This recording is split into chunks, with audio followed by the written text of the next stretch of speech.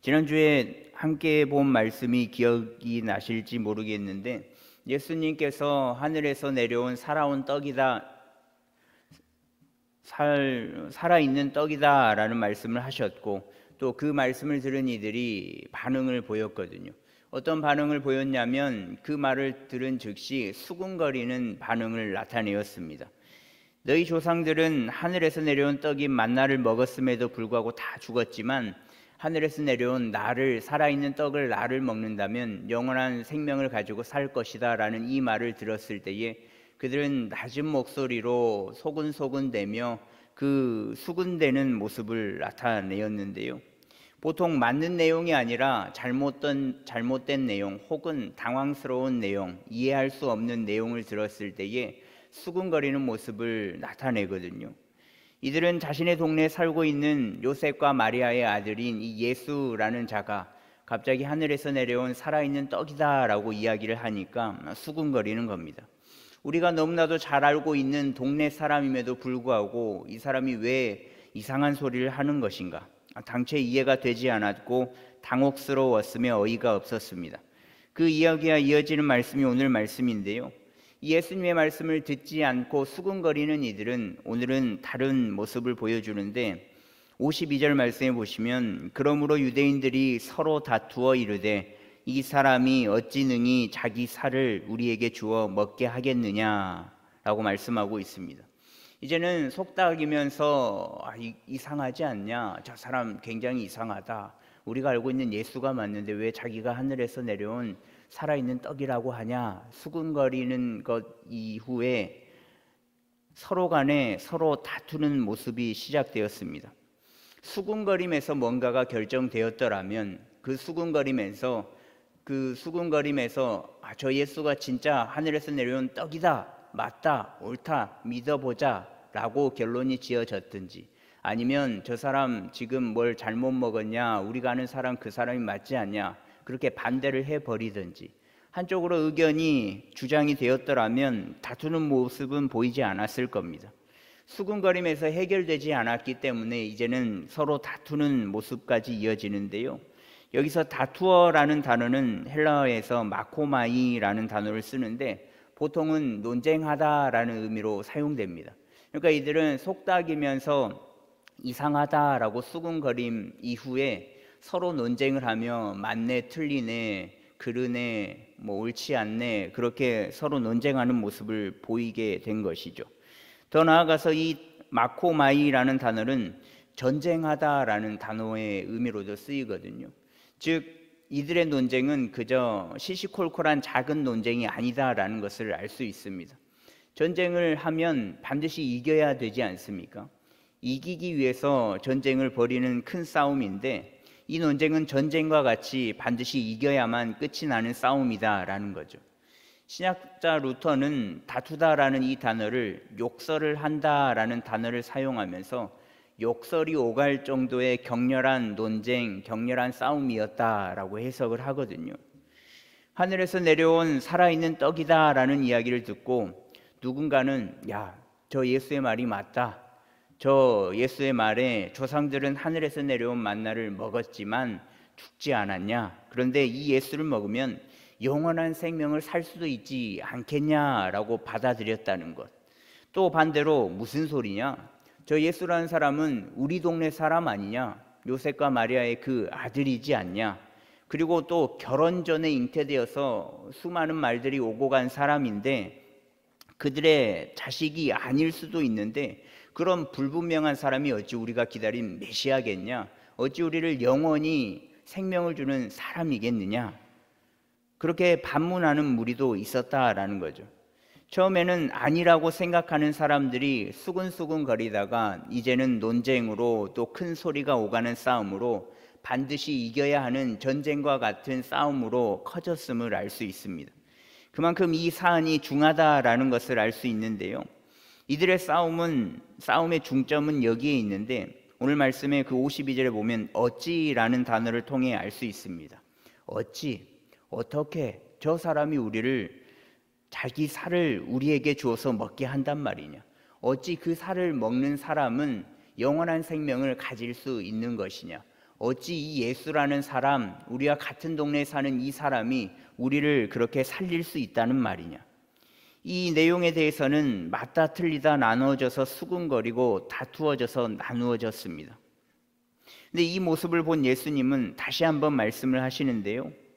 53절 말씀해 보시면 진실로 진실로 너희에게 이르노니 인자의 살을 먹지 아니하고 인자의 피를 마시지 아니하면 너희 속에 생명이 없느니라 라고 말씀을 합니다.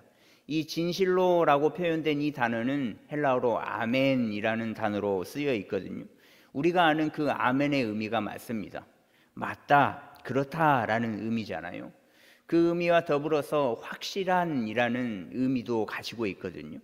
예수님은 이 아멘, 아멘, 진실로, 진실로라고 두 번을 이야기하면서 이 이야기는 진짜 사실이다, 굳건히 믿을 수 있는 내용이다, 변함없는 진리다, 그러니 믿어라 라는 내용에서 강조를 하시면서 다시금 생명의 떡인 자신에 대해서 이야기를 하십니다.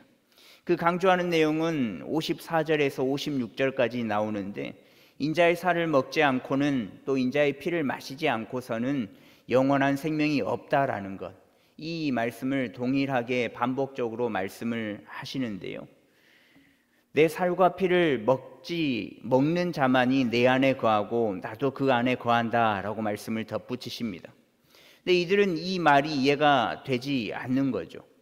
지금 이 성경 말씀을 바라보면서 우리는 예수님의 살을 칼로 직접 도려내서 먹는 것이 아니다라는 사실을 알고 있습니다. 또 예수님의 그 혈관에 칼을 대어서 베어서 피를 떨어뜨리게 하고 그 피를 받아 마시는 것이 아니다라는 것을 잘 알고 있습니다. 그러나 지금 예수님을 대면하고 있는 이들은 이 말이 도무지 무슨 말인지 이해가 되지 않았다라는 거죠. 어떻게 살을 떼어주고 어떻게 피를 내어줄 수 있겠는가? 예수님께서 당신의 살을 뜯고 피를 뽑아 마시게 한다라는 의미가 아니라 믿음 안에서 떡과 포도주를 섭취한다라는 거거든요.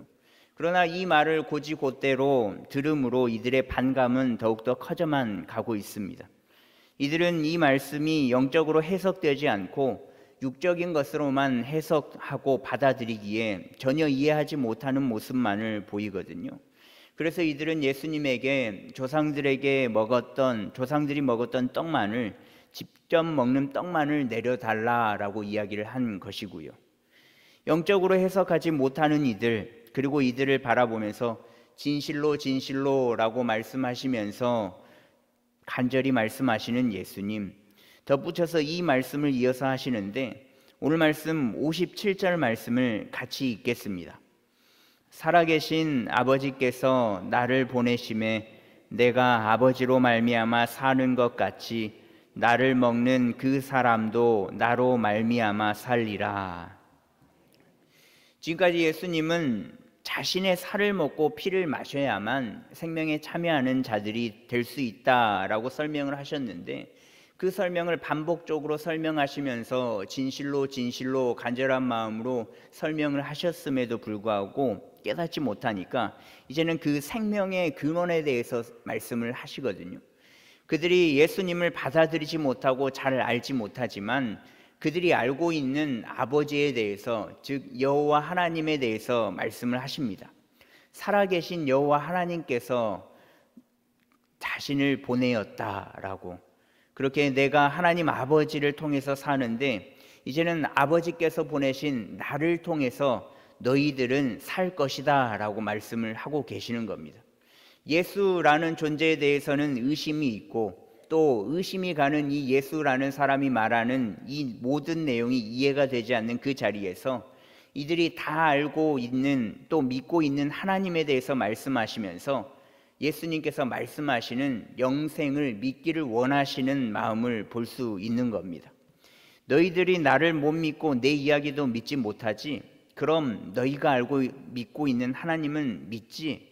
그 하나님이 나를 보낸 거야. 그 하나님으로 내가 살아가고 있는 거야. 그 하나님이 너희를 영원한 생명으로 초대하기 위하여서 나를 보내신 거야.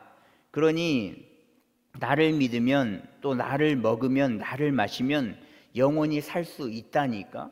그렇게 하나님 아버지의 이름을 빌어 그 믿지 않는 자들에게 선포하시면서 믿기를 원하는 마음으로 계속 지속적으로 말씀하고 계시는 겁니다. 그런데 해결할 수 있는 방법이 없는 것 같아 보이지만 해결할 수 있는 방법이 있거든요. 그것은 믿는 것. 의심은 믿고 난 다음에 해도 되지 않겠습니까? 지금 예수 당신의 이야기는 도무지 이해가 되지 않는데, 그래, 그러면 조금 더 들어볼게.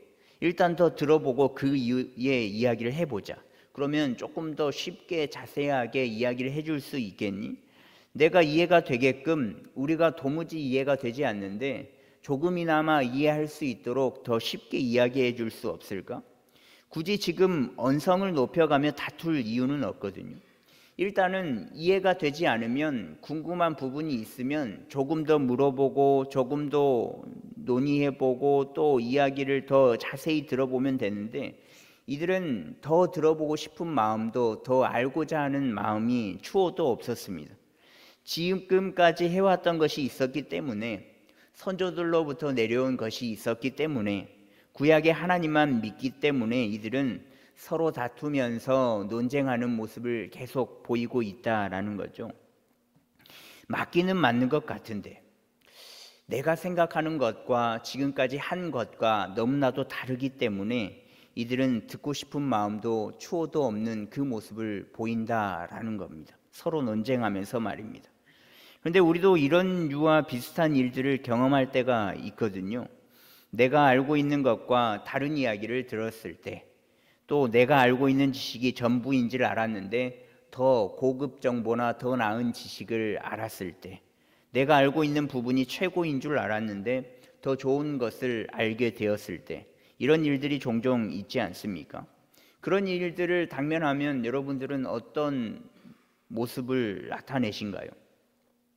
사람의 성격마다 다를 수 있을 겁니다.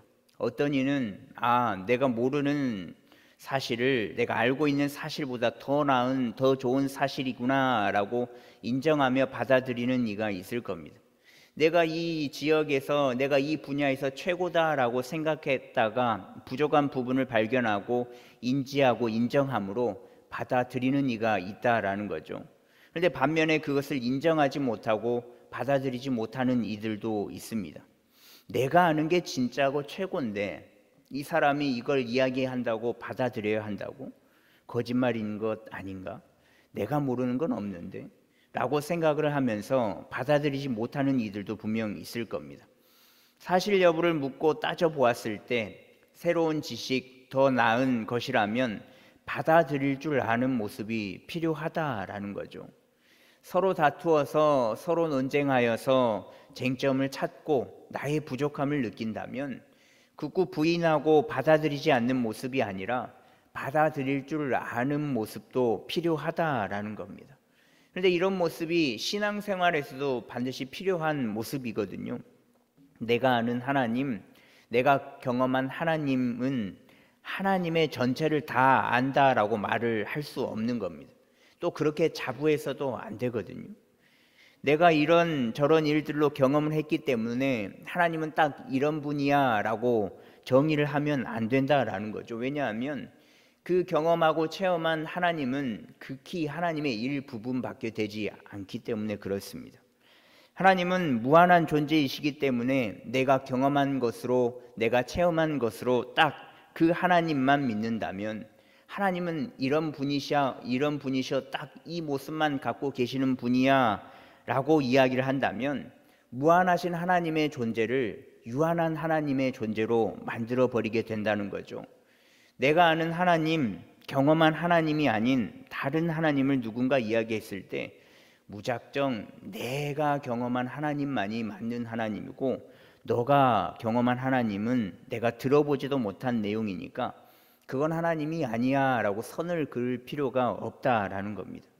하나님은 내게 1이라는 것을, 또 2라는 것을 보여주시고 다른 이들에게는 1도 보여주시고 2도 보여주시고 3도 보여주시고 4도 보여주실 수 있기 때문에 그렇습니다. 그러니까 모든 사람들마다 경험하는 하나님이 같을 수 있겠지만 다른 하나님을 경험할 수 있는 확률이 훨씬 더 크다라는 거죠. 다른 이가 경험한 하나님도 하나님의 모습이다라는 겁니다. 그러니 들어보고 맞다고 생각된다면 타인이 만난 하나님도, 내가 경험하지 못했던 다른 모습의 하나님도 하나님으로 인정해 줄 알아야 한다라는 거죠. 맞는 것 같은데, 그럴싸한 것 같은데 내 것과 다르네. 근데 내가 신앙생활을 더 오래 했네. 그런 이유로 인하여서 무시해서는 안 된다라는 겁니다. 또 내면 세계도 마찬가지입니다. 바라고 원하는 모습이 있죠. 또 계획하는 바가 있어서 열심히 기도합니다.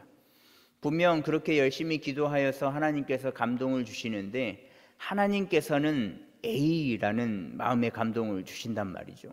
근데 A는 내가 생각도 해보지 않은 마음의 감동, 또 응답입니다. 말씀을 통해서 또 사람을 통해서 내게 주어진 수많은 상황과 환경을 통해서 분명 하나님께서는 자꾸 내게 A라는 응답을 주시는데 내 생각에는 아니라는 거죠. 아닌 것 같아. 근데 하나님은 자꾸 A라는 응답을 주시거든요. 이럴 때 보통 어떤 모습을 보인 줄 아십니까? 여러분들이면 어떻게 하시겠습니까? A를 쫓아가시겠습니까? 아니면 저건 아닌 것 같아, 나는 Z를 쫓아가야지 하시겠습니까? 분명 하나님께서 응답을 주시면 A를 선택하는 모습을 보이는 게 당연한 것임에도 불구하고 그렇게 A를 선택하고 나아가는 사람들이 그렇게 많지는 않습니다. 다른 B를 선택하든 C를 선택해 버립니다. 왜냐하면 내가 생각한 것이 아니거든요. 내가 원했던 바가 아니거든요. 내가 계획했던 것이 아니거든요. 그러니까 하나님의 음성을 들어도 또 사람을 통해서 응답을 받아도 성경 말씀을 통해서 이 마음의 감동이 와도 모든 상황과 환경을 통해서 A라는 응답의 그 메시지를 들어도 B를 선택합니다. 자기 합리화를 통해서 말입니다. 하나님은 분명 B를 예비해 두신 거야. 내가 B라고 기도했잖아. B라고 기도했는데 어떻게 하나님께서 내게 A라는 응답을 주시겠어? 자꾸 이 A라는 응답을 주시고 사인을 주시는 것은 에이, 내가 잘못 들었겠지, 잘못 느꼈겠지, 잘못 받았겠지 라고 생각을 해버린다라는 거죠. 내가 B라는 것을 그렇게 바라고 있으니까요. 근데 이럴 때도 다투는 모습이, 논쟁하는 모습이, 또 대조해보는 모습이 반드시 필요하거든요. 내가 그렇게 생각하고 계획하고 인정할지라도 하나님의 사인이 있으면, 하나님의 음성이 있으면, 하나님의 말씀이 있으면 믿어지지 않더라도 자신의 내면과 싸워서 이겨내야 할 수 있어야 된다라는 겁니다. 하나님의 뜻은 A를 말씀하고 있으니까요. 그런데 더 나아가서 우리의 내면만 그런 것이 아니라 삶의 모습 또한 마찬가지거든요. 이게 다 연결이 되어 있습니다. 내 주위에 신앙생활을 하지 않는 지인이나 친구, 가족들이 이따금씩 이런 말을 하시지 않습니까? 야, 보이지도 않는 하나님 왜 그렇게 열심히 믿어? 이런 말 한 번도 안 들어보셨나요? 저는 이제 그 고등학교 친구들을 만나면 굉장히 자주 듣거든요. 뭐 이따금씩 이렇게 새벽 이렇게 혀가 말려서 전화가 오기도 하고, 야, 보이지 않는 하나님 너는 진짜 믿냐? 그렇게 이야기를 듣기도 하거든요. 그러면 그 보이지 않는 하나님을 왜 그렇게 믿냐? 그러면 그 하나님을 한번 보여봐 주라, 보여달라라는 그런 질문들을 받아보신 적이 없습니까? 근데 이들은 저희에게 그 가시적인 보이는 하나님을 짠하고 나타나기를 원해서 그렇게 질문하는 건 아닙니다. 이들이 진짜 하나님이 가시적인 상태로 존재로 보고 싶어서 그렇게 질문을 하는 것은 아닙니다. 이들이 원하는 마음은 뭐냐면 하나님을 믿는 내 모습을 통해서 하나님을 보는 이들은 내 모습에 하나님의 모습이 보이지 않기 때문에 이런 말을 하는 거거든요. 야, 쟤는 하나님을 계속 믿는데 다를 바가 없네. 쟤는 하나님을 믿는다라고 이야기하면서 교회는 그렇게 열심히 다니면서 그 모습에는 하나님이 없네. 쟤는 하나님을 믿는다라고 하면서도 어라? 나랑 똑같네. 라는 그 모습 때문에 하나님을 보여달라라고 이야기를 하는 거죠. 이들은 가시적인 하나님을 보여달라라고 하는 것이 아니라 하나님을 믿으면서 살아가는, 하나님을 믿으면서 살아내는 그 하나님의 자녀, 나의 모습 속에서 투영되는 하나님을 보여달라는 것이지, 직접적으로 가시적인 존재를 보여달라라고 이야기를 하는 것은 아닙니다. 그러니 우리의 삶에도 반드시 다투는 모습이 있어야 하거든요. 머리채를 쥐어뜯고 주먹으로 이렇게 싸우는 그런 다투는 모습이 아니라 내 모습 속에서 하나님의 모습을 나타낼 수 있는 모습, 혹은 반대되는 모습이 이렇게 만난다면 그 영적인 대결에서 다투고 싸워서 논쟁에서 이겨내는 모습이 반드시 필요하다라는 겁니다. 하나님의 모습을 보이기 위해서는 논쟁하고 생명을 걸고 때로는 다투는 모습이 반드시 필요하다라는 거죠.